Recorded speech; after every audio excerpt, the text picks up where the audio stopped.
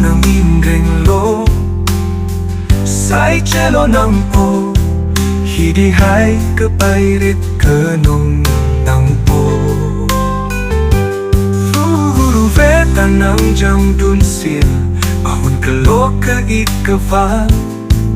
turun usum si ke doan